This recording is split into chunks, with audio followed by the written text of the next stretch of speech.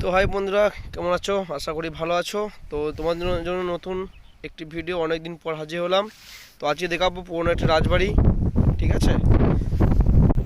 তো বন্ধুরা, তোমরা দেখতে পাচ্ছ এই একটি হচ্ছে পুরনো, অনেক পুরনো রাজা মহারাজাদের রাজবাড়িটি। হ্যাঁ, এই রাজবাড়িটি সংস্কার করা হয়নি, তার জন্য রাজবাড়িটি পুরো ভেঙে পড়ে গেছে।